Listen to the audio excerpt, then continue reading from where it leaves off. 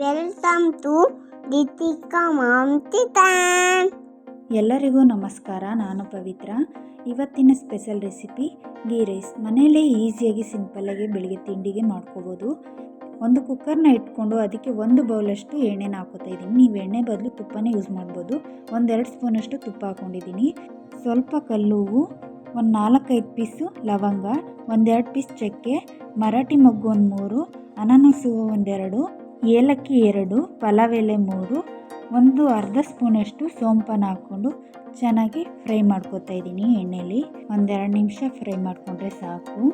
ಬೆಳಿಗ್ಗೆ ತುಂಬಾ ಈಸಿಯಾಗಿ ಕ್ವಿಕ್ಕಾಗಿ ಮಾಡ್ಕೋಬೋದು. ಮಕ್ಕಳು ಲಂಚ್ ಬಾಕ್ಸ್ಗೆಲ್ಲ ಆಗುತ್ತೆ.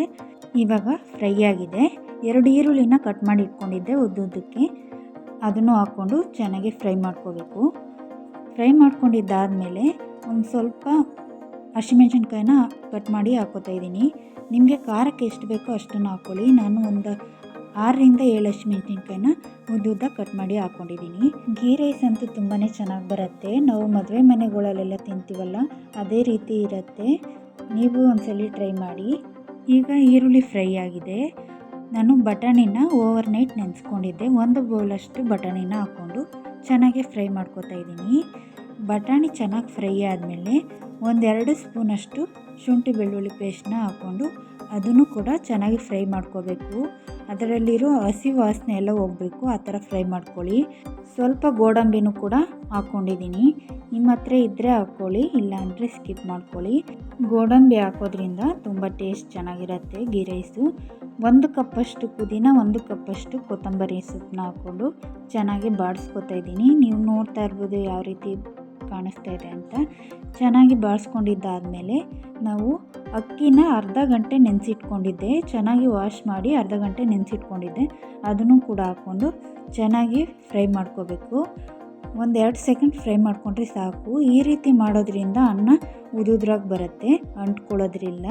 ಅದಕ್ಕೋಸ್ಕರ ಈ ರೀತಿ ಮಾಡ್ಕೋತಾ ಇದ್ದೀವಿ. ಯಾರೆಲ್ಲ ನಮ್ಮ ಚಾನಲ್ನ ಹೊಸದಾಗಿ ನೋಡ್ತಾ ಇದ್ದೀರಾ, ಪ್ಲೀಸ್ ಇವಾಗಲೇ ಸಬ್ಸ್ಕ್ರೈಬ್ ಮಾಡ್ಕೊಳ್ಳಿ. ಬೆಲ್ ಬಟನ್ನ ಕ್ಲಿಕ್ ಮಾಡೋದನ್ನ ಮರಿಬೇಡಿ. ಇವಾಗ ಅಕ್ಕಿ ಫ್ರೈ ಆಗಿದೆ. ನಾವು ತೆಂಗಿನಕಾಯಿ ಹಾಲನ್ನ ಹಾಕೋತಾ ಇದ್ದೀವಿ. ನೀವು ಬೇಕಾದರೆ ನಂದಿನಿ ಹಾಲು ಕೂಡ ಹಾಕೋಬೋದು. ನಾನಿಲ್ಲಿ ತೆಂಗಿನಕಾಯಿ ಹಾಲನ್ನ 2 ಲೋಟದಷ್ಟು ಹಾಕ್ಕೊಂಡಿದ್ದೀನಿ. 4 ಲೋಟದಷ್ಟು ಅಕ್ಕಿ ತೊಗೊಂಡಿದ್ದೀನಿ. ಅದರಲ್ಲಿ 2 ಲೋಟ ತೆಂಗಿನಕಾಯಿ ಹಾಲನ್ನ ಹಾಕ್ಕೊಂಡಿದ್ದೀನಿ. ಇನ್ನು 6 ಲೋಟದಷ್ಟು ಬಿಸಿನೀರನ್ನ ಕಾಯಿಸಿಟ್ಕೊಂಡಿದ್ದೆ ಪಕ್ಕದಲ್ಲಿ, ಅದನ್ನು ಕೂಡ ಈಗಲೇ ಸೇರಿಸ್ಕೊತಾ ಇದ್ದೀನಿ. ಬಿಸಿನೀರು ಹಾಕೋದ್ರಿಂದ ನಮಗೆ ಗೀ ರೈಸ್ ಬೇಗ ಆಗುತ್ತೆ, ಅದಕ್ಕೋಸ್ಕರ ಬಿಸಿನೀರು ಹಾಕ್ಕೊಂಡಿದ್ದೀನಿ. ನೀವು ಬೇಕಾದರೆ ತಣ್ಣೀರನ್ನೇ ಹಾಕ್ಕೋಬೋದು. 4 ಲೋಟ ಅಕ್ಕಿಗೆ 8 ಲೋಟದಷ್ಟು ನೀರನ್ನ ಹಾಕ್ಕೋಬೇಕು. ನೀವು ರುಚಿಗೆ ತಕ್ಕಷ್ಟು ಉಪ್ಪನ್ನು ಹಾಕ್ಕೊಳ್ಳಿ. ಈಗ ಸರಿಯಾಗಿ ಒಂದ್ಸಲ ಮಿಕ್ಸ್ ಮಾಡ್ಕೊಳ್ಳಿ. ಈಗ 1 ನಿಂಬೆಹಣ್ಣನ್ನು ಕಟ್ ಮಾಡಿ ಇಟ್ಕೊಂಡಿದ್ದೆ, ಅದನ್ನು ಕೂಡ ಹಾಕೋತಾ ಇದ್ದೀನಿ. ನಿಂಬೆಹಣ್ಣು ಹಾಕೋದ್ರಿಂದನೂ ಚೆನ್ನಾಗಿ ಬರುತ್ತೆ. ನಿಮಗೆ ಹುಳಿ ಫ್ಲೇವರ್ ಇಷ್ಟ ಇಲ್ಲ ಅಂದರೆ ಸ್ಕಿಪ್ ಮಾಡ್ಕೋಬೋದು. ಇವಾಗ ಲಿಡ್ನ ಕ್ಲೋಸ್ ಮಾಡಿ 1 ವಿಸಿಲ್ ಕೂಗಿಸ್ಕೊತೀನಿ. ಈಗ ಕುಕ್ಕರ್ 1 ವಿಸಿಲ್ ಆಗಿದೆ. 1 ವಿಸಿಲ್ ಆದಮೇಲೆ ನೋಡಿ ರೈಸ್ ಯಾವ ರೀತಿ ಬಂದಿದೆ ಅಂತ. ನಾವು ಲಿಡ್ನ ಓಪನ್ ಮಾಡೋ ವಿಡಿಯೋ ಸ್ಕಿಪ್ ಆಗಿದೆ. ಇವಾಗ ನಮಗೆ ಗೀ ರೈಸ್ ರೆಡಿಯಾಗಿದೆ. ಸರಿಯಾಗಿ ಒಂದ್ಸಲ ಮಿಕ್ಸ್ ಮಾಡಿಕೊಂಡು ನಾವು ಪ್ಲೇಟ್ಗೆ ಸರ್ವ್ ಮಾಡ್ಕೊತಾ ಇದ್ದೀವಿ. ಈ ಗೀ ರೈಸ್ನ ಕುರ್ಮಾ ಜೊತೆ ತಿಂದರೆ ತುಂಬಾ ಸೂಪರಾಗಿರುತ್ತೆ. ನಾನು ಕುರ್ಮಾ ಜೊತೆ ಸರ್ವ್ ಮಾಡ್ಕೊತಾ ಇದ್ದೀನಿ. ನೋಡ್ತಾ ಇರ್ಬೋದು ಎಷ್ಟು ಚೆನ್ನಾಗಿ ಬಂದಿದೆ ಅಂತ. ಗೀ ರೈಸು ಕುರ್ಮಾ ಅಂತೂ ತುಂಬ ಒಳ್ಳೆ ಕಾಂಬಿನೇಷನು. ತುಂಬಾ ಸೂಪರಾಗಿ ಬಂದಿತ್ತು. ಜೊತೆಯಲ್ಲಿ ಒಂದು ಗೋಡಂಬಿ ಸಿಗ್ತಾಯಿದ್ರಂತೂ ಇನ್ನೂ ಸಖತ್ತಾಗಿತ್ತು. ನೀವು ಒಂದ್ಸಲಿ ಟ್ರೈ ಮಾಡಿ ಹೇಗೆ ಬಂತು ಅಂತ ನನಗೆ ಕಮೆಂಟ್ಸ್ನಲ್ಲಿ ತಿಳಿಸಿ. ನಿಮಗೆ ವೆಜಿಟೇಬಲ್ ಕುರ್ಮಾ ರೆಸಿಪಿ ಬೇಕು ಅದನ್ನು ಕೂಡ ಕಮೆಂಟ್ಸ್ನಲ್ಲಿ ತಿಳಿಸಿ. ಆದಷ್ಟು ಬೇಗ ಅಪ್ಲೋಡ್ ಮಾಡ್ತೀವಿ.